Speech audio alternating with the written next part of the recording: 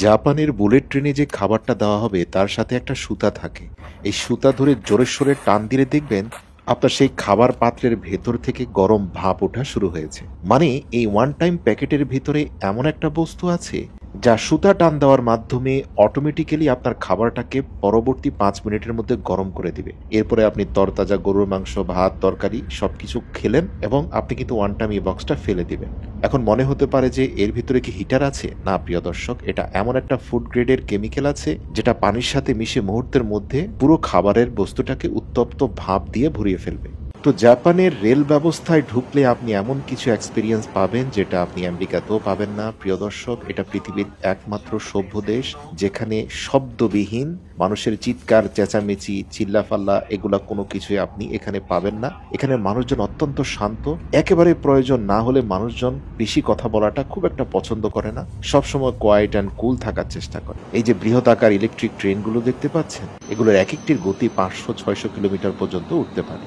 আর train স্টেশনে আপনি অসংখ্য ফুড ভেন্ডিং মেশিন পাবেন, যেটা আপনার মোবাইল ফোনের ওয়ালেট টাচ করা মাত্র সেখান থেকে প্রয়োজনীয় টাকা কেটে নিয়ে আপনাকে খাবার দিয়ে দিবে। এছাড়াও টিকিটও পেয়ে যাবেন, যে টিকিটটা পাঞ্চ করা মাত্র আপনি স্টেশনের ভিতরে ঢুকতে পারবেন। প্রিয় দর্শক, আপনারা ইতিমধ্যে দেখতে পাচ্ছেন যে দুইটা ট্রেন একটার সাথে আরেকটা ইন্টার কানেক্টেড হয়ে আছে, একটা লাল রঙের আর আরেকটা কিছুটা অ্যাকোয়া কালারে। আর ট্রেনের ভিতরের সিটগুলো খুবই অসাধারণ, এক কথায় অনবদ্য। জাপানি ট্রেনগুলোকে বলা হয় পৃথিবীর সবচেয়ে অত্যাধুনিক ট্রেন। এই ট্রেনের ভিতরে আপনি পাবেন একেবারে হোমলি কুকড ফুড। আপনি অর্ডার দেওয়ার পরেই তারা কুক করে আপনাকে দিয়ে যাবে। ডান পাশে একটা ছোট্ট লাইট আছে, আপনি চাইলে নিরিবিলিতে পড়াশোনাও করতে পারেন, কারণ আমাদের দেশীয় ট্রেনের মতো এখানে চিল্লাপাল্লা হবে না। মোটামুটি 3-4 ঘন্টার জার্নি হলে রিল্যাক্সে আপনি চাইলে পত্রপত্রিকা বা বই পড়ে সময় কাটাতে পারেন। এছাড়াও তারা যে খাবারটা দিবে, আপনারা দেখতে পাচ্ছেন যে একটা বক্সের মধ্যে এক পাশে চিংড়ি সহ একটা স্যান্ডউইচের মতো বস্তু, আরো 4টি বক্সে ভিন্ন ভিন্ন খাবার। এগুলো সবই তেল চর্বিবিহীন, একেবারে ফ্রেশ।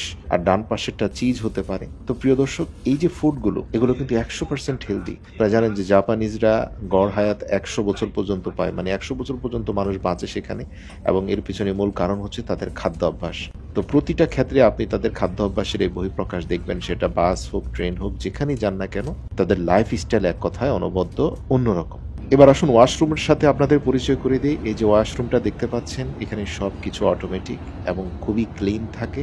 এখানে কিছু ডিটেক্টর আছে, সেই ডিটেক্টর দ্রুত সিগন্যাল দিবে যাতে খুব দ্রুত এই ওয়াশরুমটাকে পরিষ্কার করা হয়। মানে এটার হাইজেন হাইয়েস্ট লেভেলের। কোনোভাবে কোনো ময়লা আবর্জনা এখানে পড়ে থাকার সুযোগ নেই। আপনি ভুল করে ফেলে আসতে পারেন, কিন্তু ডিটেক্টর দ্রুত পরিচ্ছন্ন কর্মীকে ডেকে নিয়ে আসবে যাতে তারা ওয়াশরুমটাকে অ্যাগেন পরিষ্কার করে ফেলে। এই যে বেসিংটা দেখতে পাচ্ছেন, হাত নিলে এখানে পানি পড়বে। তো যাই হোক, কখনো জাপান গেলে এরকম ট্রেনের এক্সপিরিয়েন্স অবশ্যই নেওয়ার অনুরোধ করছি।